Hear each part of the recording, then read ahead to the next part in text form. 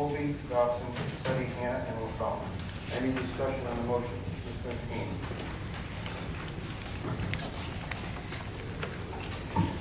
Thank you, Mr. President. I would refer my fellow legislators to page 7 of the proposed CIP, which contains the debt service projections that the CIP will result in over the next 5 or 6 years. I have two concerns as we approach the adoption of this CIP.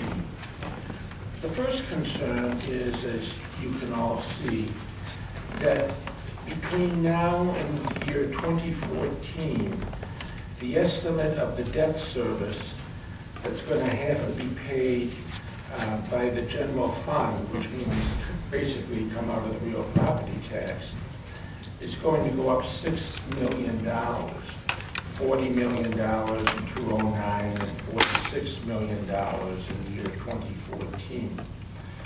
But as my esteemed colleague, Mr. Driscoll, pointed out at the Ways and Means Committee, the news isn't all bad, in that in the year 2011, that debt service is going to drop to $37,400,000, which will be a drop of $4 million from the preceding year.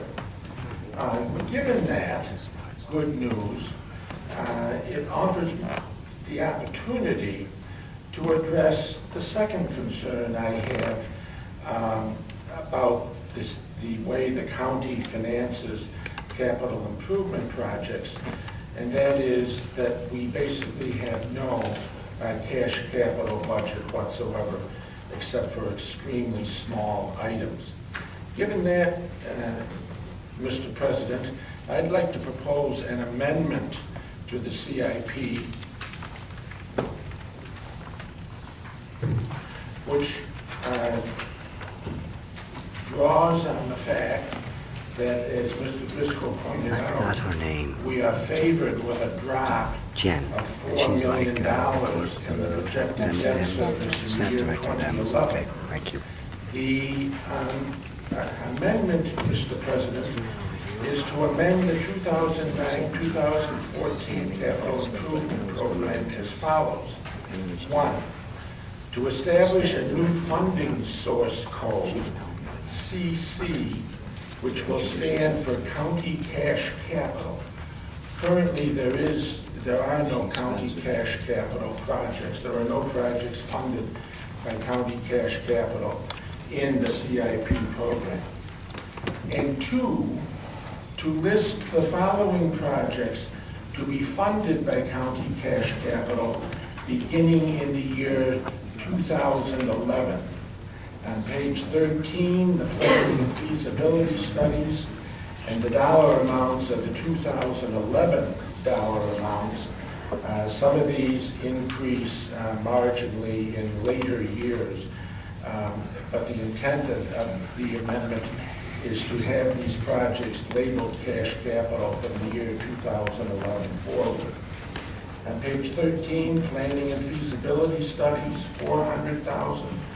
Page 38, equipment vehicles for the Parks Department, $121,000.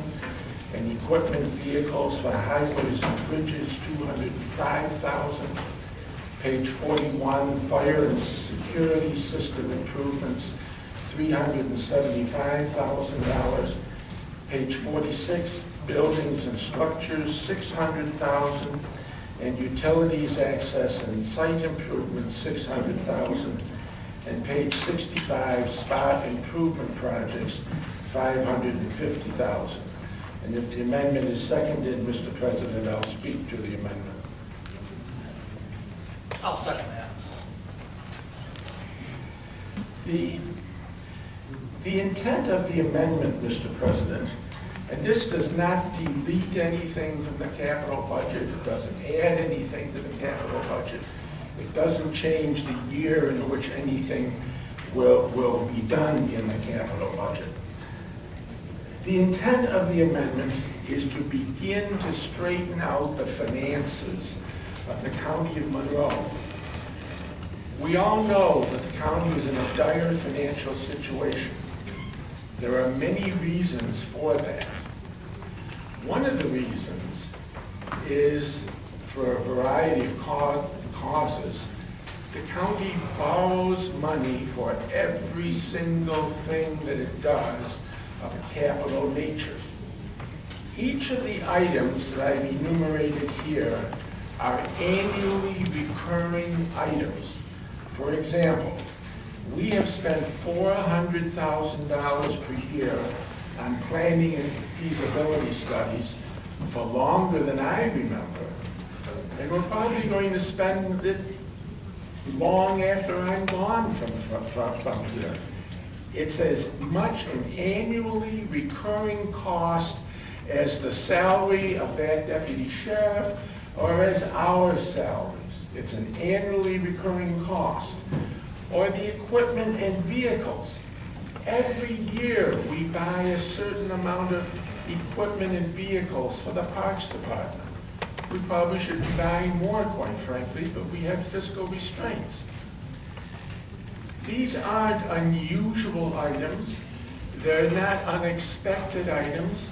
They're not one-time items. They are annually recurring purchases. They are as much an annual item for the County of Monroe as my electric bill is at home in my own home budget. And it would be foolish for me to be borrowing money to pay my monthly electric bill. And it's foolish for the County of Monroe to be borrowing money to pay for these annually recurring costs. Indeed, the foolishness of it, the unfortunate foolishness of it, is best pointed out by the very first item. And I would refer my fellow legislators to page 13 of the CIP, where it lays out that we're going to spend $400,000 every single year for planning and feasibility studies. And just above that table is the estimate of the annual impact on the operating budget. And the estimate of the annual impact on the operating budget is $569,800. We are paying $569,800 every year for $400,000 of product, for $400,000 of service, for things valued at $400,000. Now, as our esteemed finance director, Mr. Gleason, has pointed out a number of times, he, and I think I'm quoting him directly, realizes this, but there's a difficulty in the year you switch from borrowing money for all these things to the year in which you start paying cash capital for these things. Because for a few years you're paying twice. You're paying the debt service on the items from the prior years, and you're paying cash for the current items. That's why, Mr. President, in looking at the table on page 7 of the CIP, in the year 2011, we have a unique opportunity. For whatever reasons in the scheduling of CIP projects, the debt service projected for the year 2011 is going to drop by $4 million. The conversion of these items to cash capital in 2011 would cost $2,851,000. It'll still leave a net drop of $1,200,000. So we have a unique opportunity to make the conversion without negatively impacting the tax